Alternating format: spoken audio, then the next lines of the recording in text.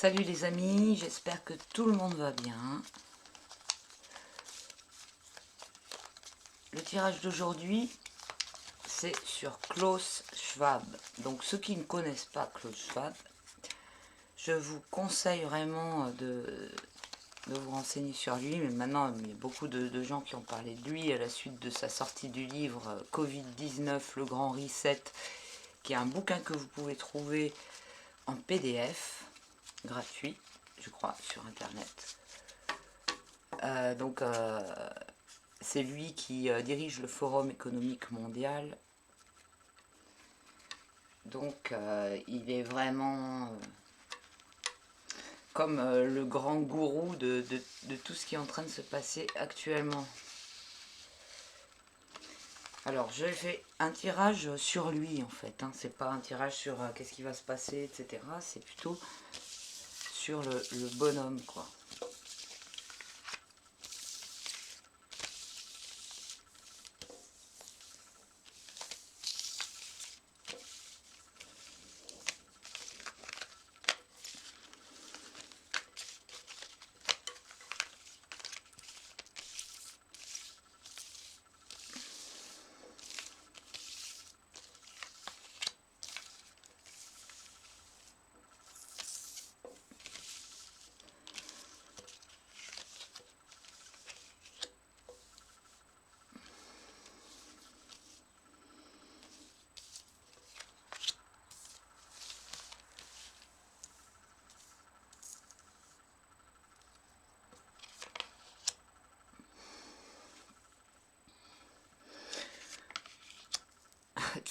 Ça m'aurait étonné qu'il n'y ait pas le diable qui sorte, tiens.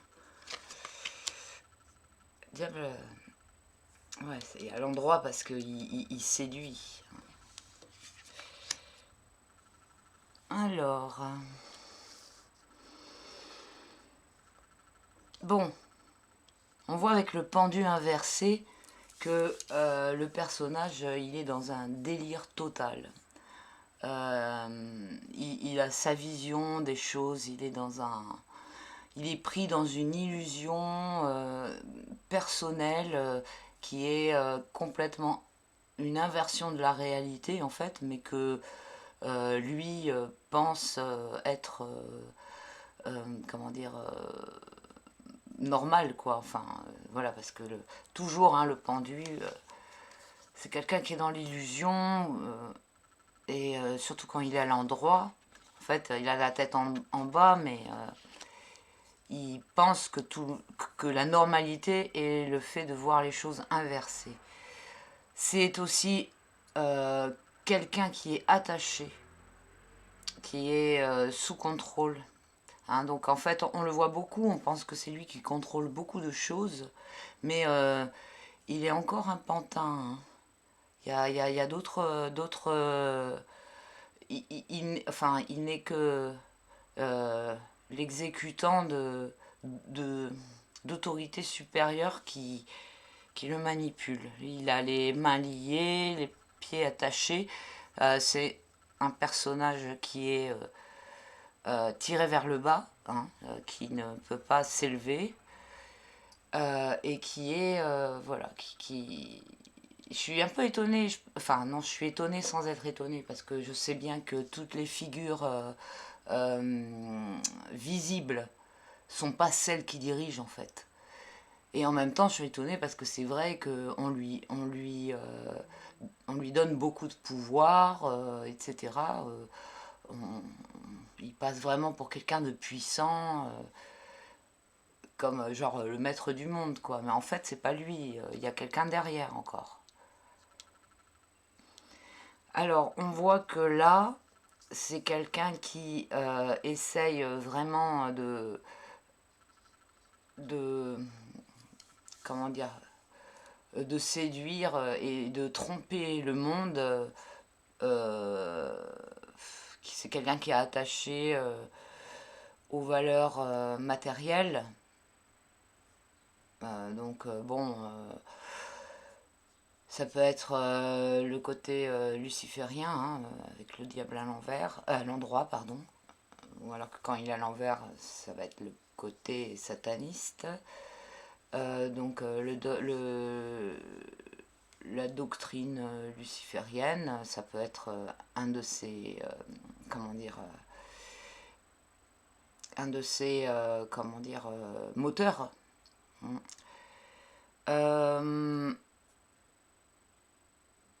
On voit aussi avec cette carte qu'il a beaucoup de vitalité, il a beaucoup de capacité à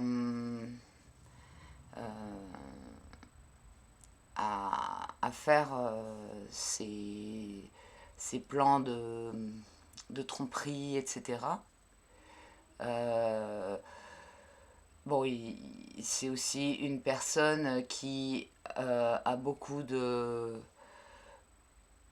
d'impulsions, de comportements compulsifs, hein, par rapport à des choses qui sont attachées à la matière, à la sexualité, à la domination, au pouvoir, etc. Donc tout ça, c'est tout ce qui le propulse, hein, en fait. Là, on a le côté négatif avec l'impératrice. Donc l'impératrice, alors elle va se rapporter au mental. Alors elle est droite. Alors est-ce que c'est est-ce que c'est je me demande pourquoi elle est droite en fait. Est-ce que c'est l'obstacle qui s'oppose à lui? C'est possible, hein, parce que l'impératrice, elle va représenter tout ce qui est l'intendance, la communication, la gestion, l'organisation du monde, en fait, qui est déjà en place. Et que lui voudrait corrompre, en fait. En même temps, l'impératrice a été construite sur des règles d'homme, si je veux dire, hein. Ce n'est pas les lois divines, mais c'est plutôt les règles qui gèrent et qui organisent les États. Toutes les lois, enfin toute l'administration en fait, hein. Euh, toutes les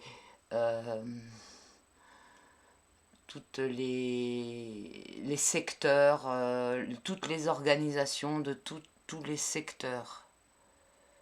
Et on est aussi, c'est aussi la carte de la communication. Alors, est-ce que ça peut être le fait que la communication, enfin, il y a une communication, une organisation qui peut jouer contre lui. Enfin, ça peut être le peuple, hein. Ça peut être la prise de conscience du peuple et avec la communication des gens entre eux grâce aux moyens de communication, hein, qui sont aussi représentés par l'impératrice, comme Internet, etc. Hein, c'est aussi la carte de la communication. Donc, est-ce que justement cette carte-là ne vient pas dire, enfin, lui porter tort, hein, en communiquant des choses qui permettraient la prise de conscience, et du coup ça deviendrait un obstacle pour lui. Après, donc on a le fou en réponse. Alors c'est bien le fou parce que le fou, c'est celui qui se barre, quoi. Euh, celui qui est comment dire, qui dans sa tête a des idées tellement décalées qu'il ne peut pas les faire accepter par le reste, donc il est banni et il s'en va. Ou plutôt, là, il n'est pas banni parce qu'il a l'endroit, disons que c'est lui qui s'en va, il n'est pas accepté en fait, voilà. Mais il reste la tête droite et il s'en fiche en fait. Quand il est droit, alors que quand il est à l'envers, il part dans une sorte de folie, de délire quoi. Donc c'est quand même assez intéressant d'avoir le fou en bas comme ça. c'est mieux que d'avoir le monde. On aurait eu la carte du monde, ça aurait été catastrophique. Donc ça aurait été le fait qu'il ait accepté et qu'il arrive à faire avoir sa vision particulière, il arrive à la faire réaliser dans le monde. Là, c'est le contraire. On a le fou. Donc, c'est vrai qu'en plus, il est fou, ce mec. Si on prend la carte au premier degré, quand on l'entend parler, on se dit waouh, il est vraiment. Enfin, voilà, il est représenté vraiment par le pendu à l'envers et puis le fou, quoi.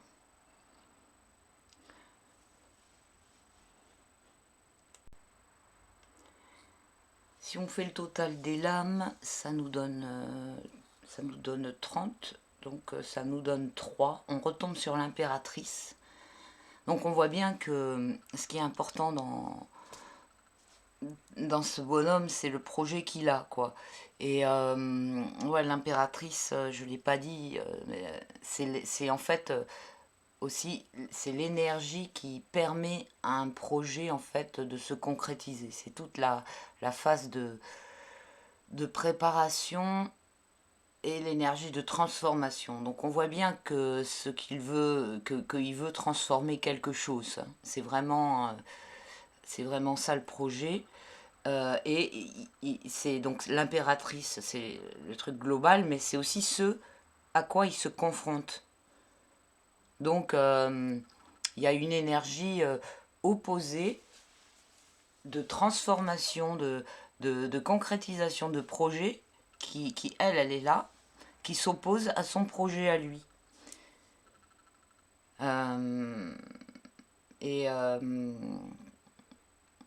Et qui s'oppose au fait que le personnage est motivé par beaucoup d'orgueil, de volonté de domination, etc. Donc ça me semble pas si simple que ça quand même pour lui de mettre en place. Alors peut-être après il peut être remplacé. Hein. D'ailleurs c'est peut-être pour ça qu'on a le fou. Il s'en va, peut-être qu'il va être remplacé. Le fou, il est aussi une personne irresponsable. Donc là, avec l'impératrice, on a aussi une certaine forme de responsabilité pour arriver à mettre l'énergie pour concrétiser un projet. Et de toute façon, ouais, ces 3 cartes, elles montrent de l'irresponsabilité.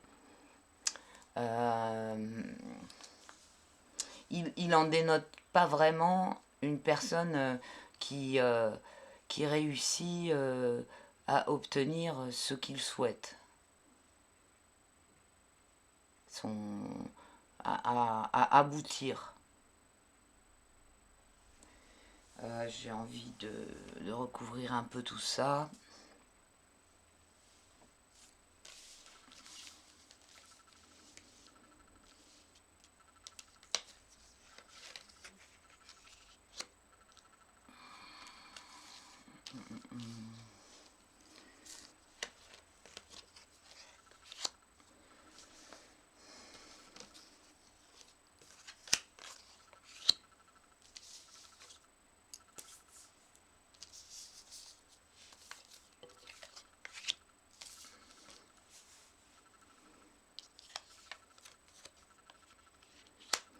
Donc ça c'est sa volonté, hein, le battleur. Là on est vraiment... il veut mettre en forme son délire, hein, avec beaucoup de blabla. Hein, et le battleur il n'a pas d'expérience hein, au niveau de ce qu'il veut faire, donc c'est l'apprenti sorcier hein, aussi le battleur. C'est le magicien, celui qui essaye d'enfumer. Donc là, on voit bien avec la lune, ben, il prépare des choses d'une façon... Enfin, toutes les choses, comment dire, les choses que j'ai dit là sur le diable, comment dire, il le fait dans l'ombre Et ça favorise en fait, cette carte nous dit que ce qu'il prépare ne peut pas être fait en lumière totale.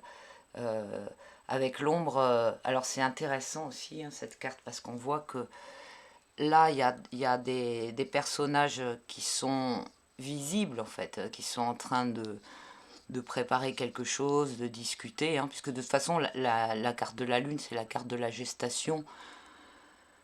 C'est la carte des choses qui se font dans l'ombre. Et il y a quelque chose qui est encore plus dans l'ombre, avec cette espèce de crustacé qui est j'allais dire dans le marais, dans l'eau trouble. Il y a comme quelque chose de très important hein, en même temps, hein, puisque c'est central, hein, c'est directement inspiré par la lune. Donc là, il y a vraiment toute une part de choses complètement cachées, hein, et il se sert de ça comme atout. Donc il y a des choses, on ne sait pas tout, hein.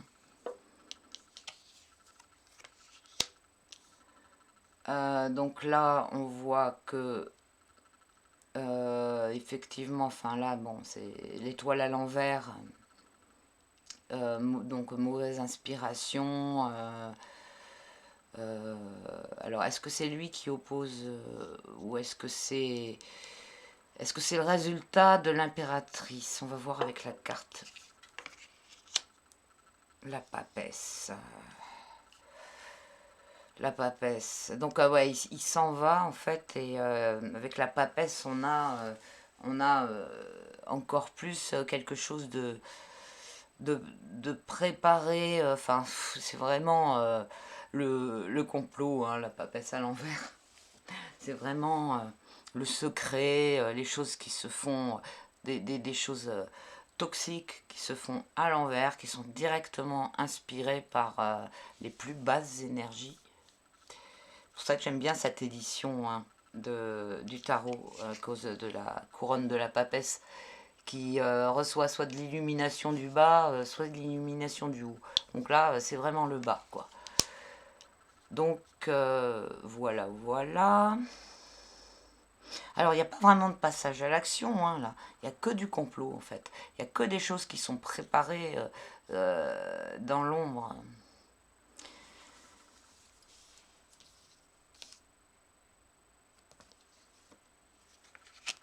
Et l'empereur à l'envers. Alors, l'empereur à l'envers. Bon. L'empereur à l'envers, ce qui est intéressant, c'est que il n'arrive pas à concrétiser son truc. Alors, bon, l'empereur à l'envers, il peut représenter un dictateur abominable qui règne sans aucun, comment dire, vraiment d'une façon psychopathique. Mais en même temps, c'est quelque chose qui ne dure pas parce qu'il n'y a aucune construction. Généralement, la carte de l'empereur à l'envers, elle sort plutôt pour dire que ça va s'effondrer parce que les fondations ne sont pas bonnes. D'ailleurs, on le voit, bon, là, c'est ce qui... comment dire, la carte numéro 3, la lame numéro 3, qui précède la lame de donc l'impératrice qui précède l'empereur, la 4. Le tarot, c'est très construit, quoi. On a la papesse qui pense, l'impératrice qui prépare, qui communique, qui prépare tout, et après l'empereur qui construit. Et donc là, on voit que toute la phase de préparation, euh, elle est, euh, elle est contrecarrée, quoi. Ça peut être l'étoile à l'envers, ça veut dire que ça ne prend pas. Ça ne prend pas parce que ça suit des très mauvaises énergies.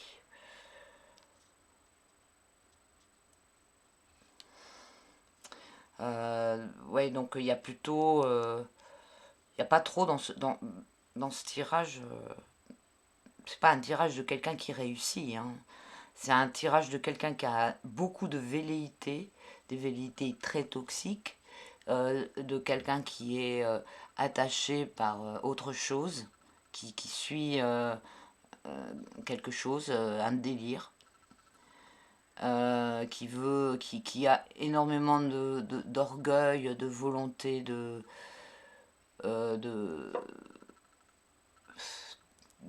d'exister, enfin d'avoir de la puissance, etc., etc. C'est quelqu'un qui est très très secret, très voilà, qui agit dans l'ombre, avec des équipes qui suivent son truc, mais c'est pas, on dirait que ça n'accouche pas de quelque chose, quoi, de vraiment au niveau concret, dans la réalisation du projet. J'ai plutôt l'impression que le mec il échoue, quoi.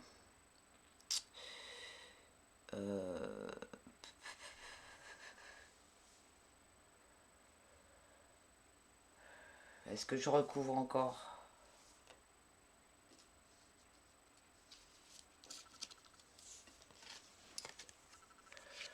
Et après, on a l'amoureux. Donc là, il y a un choix. Il y a quelque chose qui vient... Il n'y a rien d'obligé, en fait. Hein, non. Alors, bon, on pourra dire... je sais pas, je suis en train de me demander si... Là, c'est donc que j'ai dit... il y a une certaine marginalisation, il part à l'écart. La papesse, il y a une sorte d'organisation secrète, des choses un conciliabule, des trucs toxiques, je sais pas le mot, mais c'est pas grave, vous comprenez. Après l'empereur, alors on pourrait penser, si jamais la carte de l'empereur, on la prend dans le sens d'un dictateur très toxique, d'un tyran, il peut pas imposer il peut pas imposer sa loi, quoi. Là on a l'amoureux, donc il est obligé de passer par un processus où les gens choisissent. Alors maintenant, on va dire, si jamais l'empereur il représente donc la construction de son projet qui échoue, qui ne peut pas arriver qui se casse la gueule parce que les fondations sont merdiques, après, ça peut être à lui qu'est proposé cette carte de l'amoureux, c'est-à-dire de faire un choix. Là, il y a toujours avec l'amoureux plusieurs voies qui se séparent.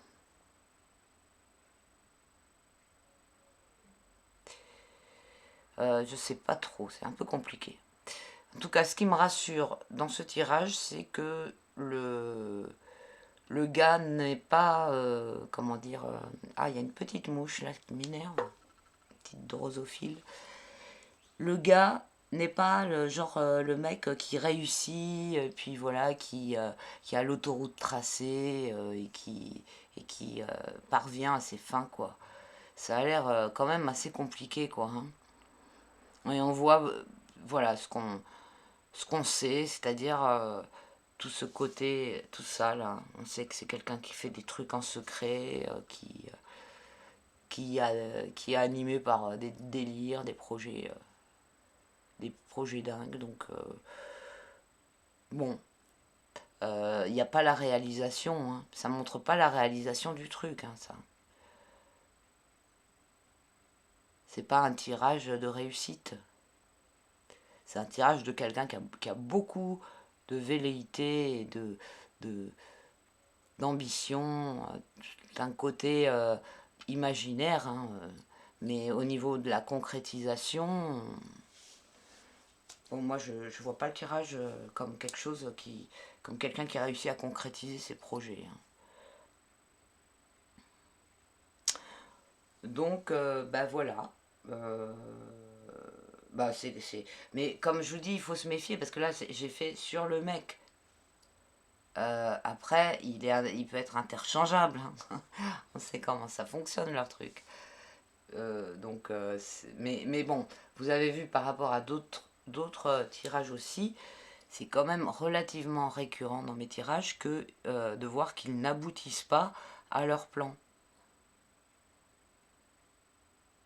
Donc voilà, c'est quand même un tirage qui s'ajoute à la série.